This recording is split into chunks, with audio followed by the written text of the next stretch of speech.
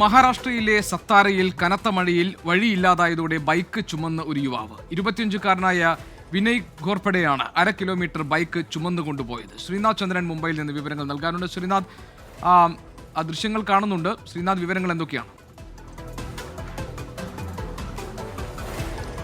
ഗോപി, സത്താരയിലെ മാൻ താലൂക്കിലാണ് ഈ സംഭവം ഉണ്ടാവുന്നത്. അവിടെയുള്ള ഗ്രാമീണ റോഡുകളാണ്. ആ റോഡുകളുടെയൊക്കെ അവസ്ഥ എന്താണ് എന്ന് ഓർമ്മിപ്പിക്കുന്നുണ്ട് ഈ ഒരു സംഭവം.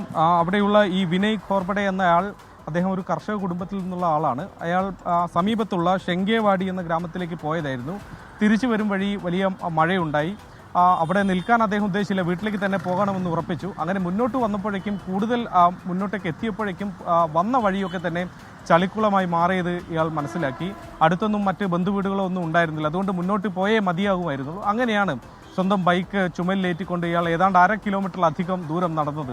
ബൈക്കാണ്, നമുക്കറിയാം, ഏതാണ്ട് ഒരു 120 കിലോയെങ്കിലും ചുരുക്കം ഈ ബൈക്കിന് ഭാരമുണ്ടാകാൻ സാധ്യതയുണ്ട്. അത്രയും ഭാരമുള്ള ബൈക്കും ചുമലിലേറ്റിയാണ് 25-കാരനായ ഈ വ്യക്തി ഏതാണ്ട് 1/2 കിലോമീറ്റർ ദൂരം സഞ്ചരിച്ചത്. അതിനുശേഷം പിന്നീട് വീട്ടിലേക്കും പോയി. പക്ഷേ ഇദ്ദേഹത്തോടൊപ്പം ഉണ്ടായിരുന്ന സുഹൃത്ത് ഇത് ചിത്രീകരിക്കുകയും സമൂഹ മാധ്യമങ്ങളിൽ പങ്കുവെച്ചതോടുകൂടിയാണ് ഈ സംഭവം യഥാർത്ഥത്തിൽ വൈറലാവുകയും ആ നാട്ടിലെ റോഡുകളുടെ അവസ്ഥയെക്കുറിച്ച് പുറത്ത് ആളുകൾക്ക് മനസ്സിലാവുകയും ചെയ്യുന്നത്. ശരി, ശ്രീനാഥ് ചന്ദ്രനാണ് വിവരങ്ങൾ നൽകിയത് മുംബൈയിൽ.